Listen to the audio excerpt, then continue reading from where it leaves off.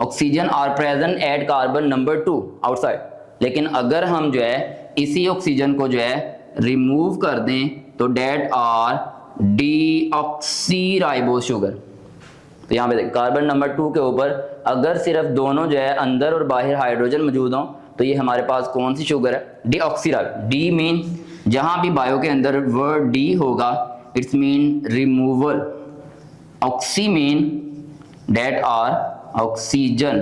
तो यहाँ पे आप देख सकते हैं कार्बन नंबर 2 के ऊपर हमारे पास यहाँ पे ऑक्सीजन मौजूद नहीं है, जिस वजह से हम इसको डीऑक्सीराइबोज शुगर का नाम। अब यहाँ पे अगर हम कंप्लीट स्ट्रक्चर की बात करें तो कार्बन नंबर 1 के ऊपर यहाँ पे हमारे पास जो बेस है वो भी यहाँ पे पाई जाती है और that are the nitrogenous base, double bond. और कार्बन नंबर 5 के ऊपर हमारे पास यहाँ पे फास्फेट जो है ग्रुप लगा होता है, डेट आर PO4 यहाँ पे देख, and that are complete and the one nucleotide. ये हमारे पास क्या है?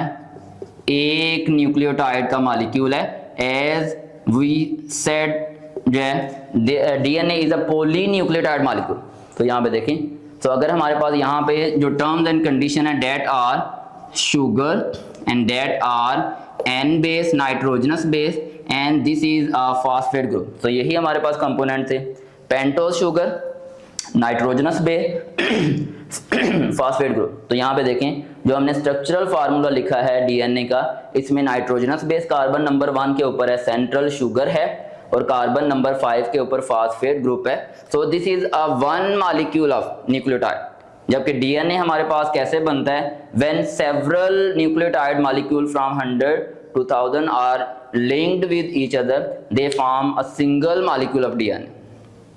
क्लियर? हमारे पास एक जेम्स वाटसन था, सेकंड हमारे पास F जो है क्रिक्स जो है, इन्होंने कहा कि जो हमारे पास DNA है it is a double helical mean कि ये स्पाइरल होता है। जैसा कि आप देखते हैं कि आपके पास तस्बीह हो तो उसको आप दोनों कार्नर से पकड़ के जो है आप इस तरह से घुमाएं एंटी क्लॉकवाइज, तो कुछ इस तरह का स्ट्रक्चर बनेगा। यहाँ पे देखें, ये फर्स्ट जो है एंड है, ये सेकंड एंड, इस तरह से। So it is a double helical structure, spiral जो है जैसे स्प्रिंग होता है आप इस तरह देखते हैं।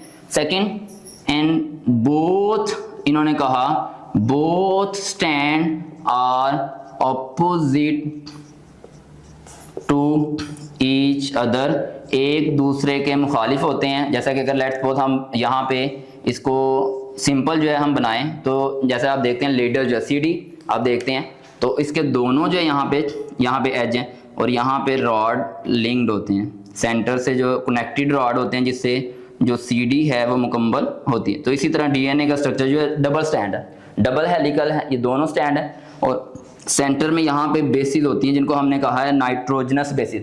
और दे आर 4 टाइप्स जो है यहाँ पे इसकी हमारे पास 4 टाइप्स होती हैं, जिसमें हमारे पास नंबर 1 एडेनिन है, सेकंड हमारे पास थायमीन है, इस तरह हमारे पास जो है साइटोसिन है, इसी तरह हमारे पास गवानीन है। ये बेसिकली 4 है जो यहाँ पे लिंक्ड करती हैं, जबकि यहाँ पे साइड पे हमारे पास फास्फेट, जबकि ये जो आपको रॉड नजर आ रहे हैं and that are sugar molecule और सेंटर में ये बेसिस होती हैं। जैसा कि हमने कहा it is both stand opposite, एक दूसरे के मुखालिफ होते हैं।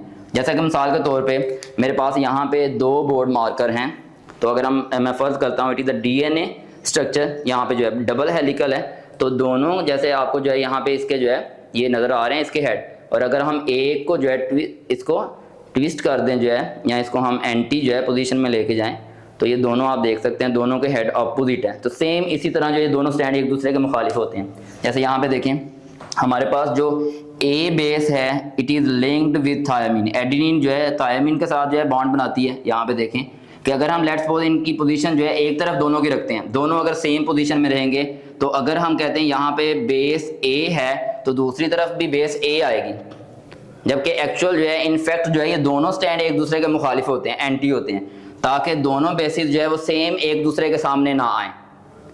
जैसे यहाँ पे मैंने एग्जांपल दिया, अगर दोनों बोर्ड मार्कर के हेड एक तरफ हैं तो अगर सेंटर में बेसिस पाई जा रही हैं तो दोनों तरफ तो बेसिस सेम होंगी, तो लिहाजा अगर यहाँ पे बेस ए है तो अगर हम कहते हैं लेट्स सपोज यहाँ पे जो है ये ए जो है स्टैंड है और ये बी है, यहाँ पे ये बी होगा, यहाँ पे ये ए होगा, इसकी जो लोअर साइड है। तो यहाँ पे अगर ए बेस है तो ये हमेशा टी के साथ जो है डबल बॉन्ड बनाती है।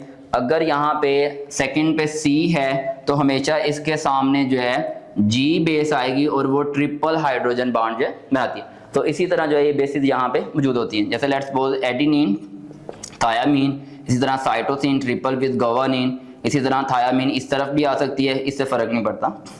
So it is a double helical and both stand are opposite to each other. तो इनके दरमियान जो बॉन्ड पाया जाता है जो इन बेसिस को आपस में लिंक कर रहा है, and that are hydrogen bonding.